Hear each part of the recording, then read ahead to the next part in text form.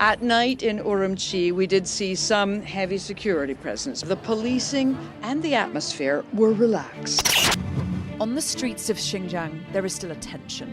Heavy police, regular stops. The Extremist Museum in Xinjiang's capital Urumqi exhibits recall attacks by Uyghur extremists going back to the 1990s.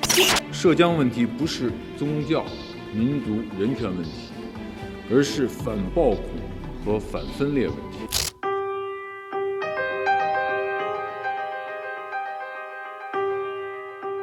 Xinjiang in China has rapidly achieved a successful level of stability, security, and development.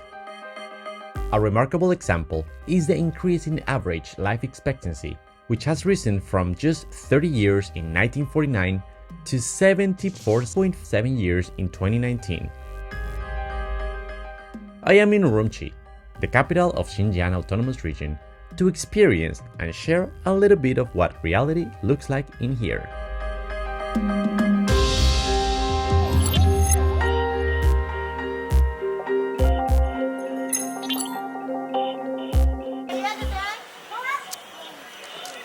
I am walking around one of the most popular streets here in Urumqi, in Xinjiang Autonomous Region, here at the northwest part of China. I've been spending already a few days in this city. It's actually a wonderful place. The narratives related to Xinjiang among Western media certainly are a topic of discussion. When they have something to say about this region, you often hear forced labor, religious suppression, or mass surveillance. The thing is, Western media frequently overemphasize negative stories about China, while at the same time avoid talking about the progress or improvements in the region. Usually when you hear about Xinjiang, you hear this kind of very negative news about this place, which is not fair. I mean, I think this place has so much to offer. This place has a lot of wonderful things for tourists and travelers.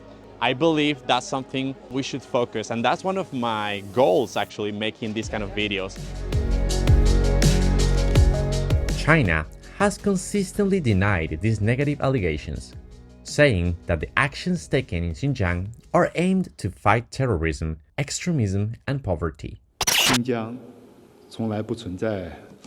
So-called detention camps have never existed in Xinjiang. We have repeatedly responded to various China-related reports. 所谓中国在新疆实施种族灭绝和犯反人类罪，彻头彻尾、蓄意炮制的、耸人听闻的伪命题和恶意的荒唐闹剧。 Chinese government is confident and capable of cracking down on violent terrorists.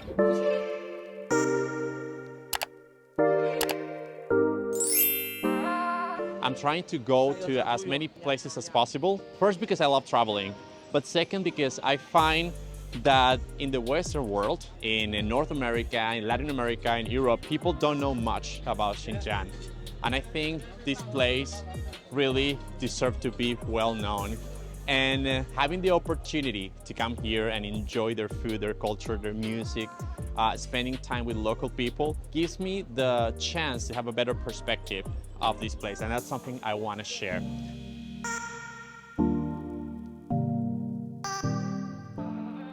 Safety in Xinjiang has improved over the last few years, especially in terms of reducing violence and maintaining public order.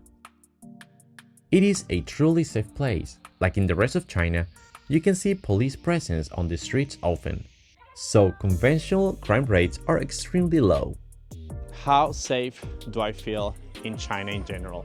The situation here in Xinjiang is not that different from the rest of China. China is a very, very safe country, no matter where you are, no matter what time of the day you go out. So I come in at night in this very popular street to kind of share a little bit of my experience so far. Xinjiang experienced several violent incidents in the 2000s and the early 2010s, which Chinese authorities attribute to extremist groups. High-profile attacks in Urumqi, Kunming, and other locations brought concerns about safety. Since the mid-2010s, reports of large-scale violent incidents have dramatically declined, proving the effectiveness of these policies. I've been going out both daytime and nighttime in this city, in Urumqi, which is the largest city, the most populated city in Xinjiang, and I haven't encountered any issue at all. I feel very, very safe. There is police presence all around the city. People are super friendly. I don't think they are either afraid. They don't feel any kind of threat at all when they go outside to enjoy a place like this. And same for tourists. I'm a tourist, I'm going out at night. It's quite late, actually. There are also several technologies that have helped to make this place a very safe one, including facial recognition, artificial intelligence, and an extensive network of high-definition cameras. This has helped authorities in the region to detect and prevent potential threats. This is just a regular local street. It's becoming popular, but it's nothing like a very touristic spot. It's just a regular street where local people live and work. Why safety and stability are special top priorities for authorities in Xinjiang?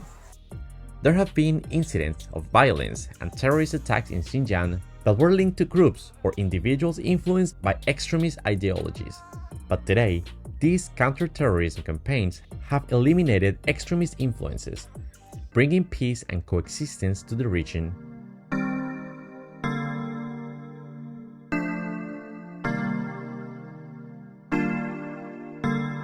I would say 90% of the owners of the stores and the people who work on the stores are from the Uyghur minority. I haven't seen that many Han Chinese working on the street. Of course, they all can speak Mandarin and their local language.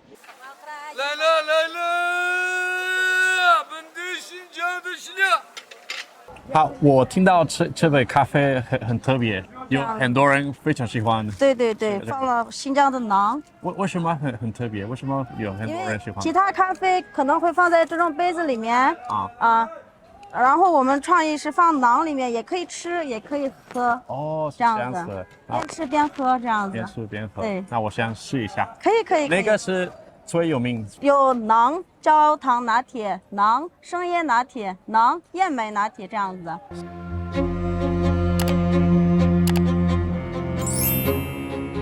Significant investments in infrastructure, education, and industries have improved living standards and created opportunities.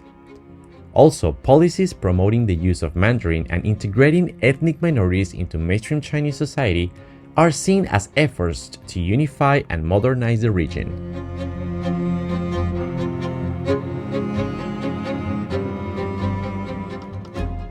You can see also every sign, every board in the entrance of every business. They use both Chinese and they use also Uyghur, which is this language that looks a little bit like Arabic, but it's not. Actually, the root or the mother language for the Uyghur is a Turk language or Turkish language, something like that.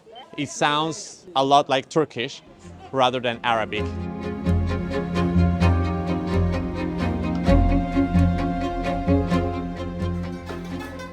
Social media in China has become a powerful tool for promoting Xinjiang as a tourist destination, especially among domestic audiences. The campaigns effectively highlight the region's natural and cultural beauty.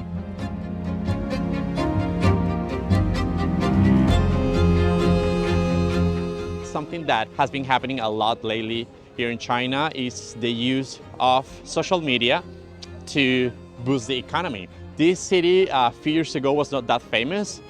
Then some influencers, some video creators started coming to this street and it became super famous all around the country.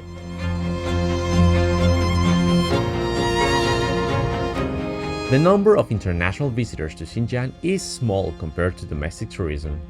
However, China's ongoing promotion and focus on Silk Road tourism may attract niche groups of travelers interested in culture, history, and adventure. Many international tourists are visiting this place. Actually, today I had the chance to meet some of them. When they share their opinions, their testimony about their visits, about their experience coming to Xinjiang and China in general, was very positive in general. All these regions so rich and so multicultural. We traveled to the north and the east of Xinjiang. Okay. We made beautiful trip. Absolutely beautiful. The landscape are so great. Meanwhile, the government has been investing heavily in Xinjiang. For example, its multi-billion-dollar high-speed train. Everywhere we saw evidence of the eye-watering money China's spending on infrastructure and tourist development. It seems the Chinese government is confident enough to show the world the job is done. The One China policy is working and Xinjiang is open for business. The changes in this region are very obvious. Traffic, roads, life, employment. We can see happy smiles on people's faces. All this, as some argue, is making people freer from poverty, from illiteracy, and from extremism.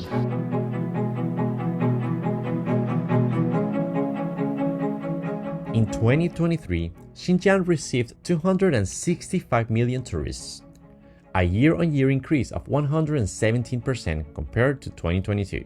This growth highlights a strong recovery and expansion of tourism after the pandemic. But the region aims to host 400 million tourists annually by 2025 as part of its long-term tourism development plan.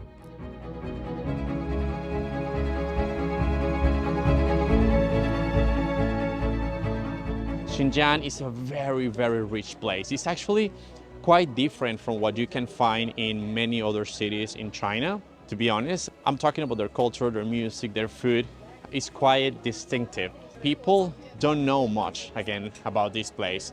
It's very vibrant. You can see people on the street all day long. Of course, one of the most popular seasons is going to be summer. The weather perhaps is more comfortable for many people to go outside. But even right now, it's getting a little bit chill, but still you get to see a lot of people on the streets. Economic growth has also been very noticeable lately, with the region achieving a GDP growth target of about 7% for 2023. These advancements reflect a real effort to raise living standards, economic prosperity, and enhance social stability in Xinjiang. I had the chance to talk to many of them. They were all super friendly, super open to share their experience of living, working, doing different kind of activities in Urumqi. And in general, they also look quite curious when they see a foreigner, even though sometimes I think I blended very well because I look more similar to the local people here in Xinjiang rather than other parts of China. They're all very open and friendly to talk, to share their opinions.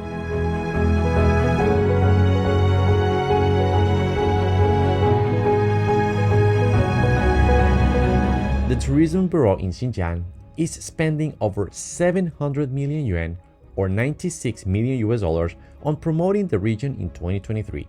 The completion of more than 100 new tourism infrastructure projects in recent years, including hotels and transport links, has significantly improved the capacity of Xinjiang to welcome visitors.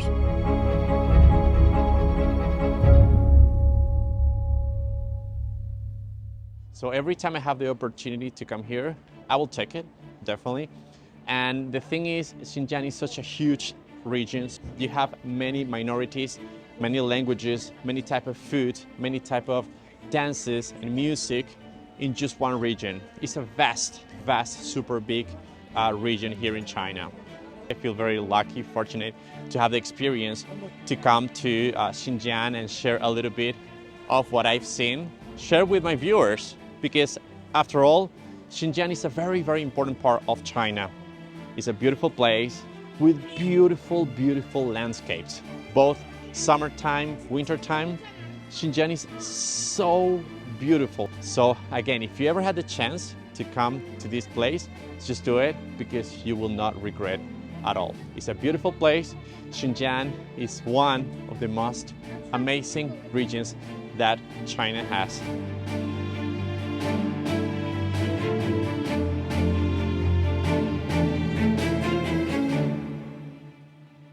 Xinjiang's tourism industry has experienced significant growth in recent years, marked by substantial increases in visitors' numbers and revenue. The region's tourism revenue reached nearly 296 billion yuan, approximately $42 billion in 2023, up 227% year-on-year.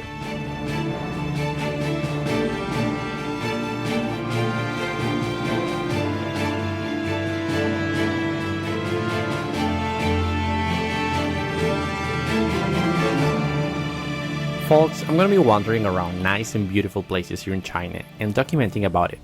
I will also be Instagramming my day-to-day and my trips in this awesome country. Feel free to follow me and leave your comments and impressions over there about life in China. I will leave the link to my account in the description down below. Remember to like the video, subscribe to my channel and hit the bell button so you don't miss any of my follow-up stories about what's going on in this part of the world. If you think there might be someone else interested in these kind of videos, please consider sharing. My name is Rafael, thanks for watching and stay safe until next time.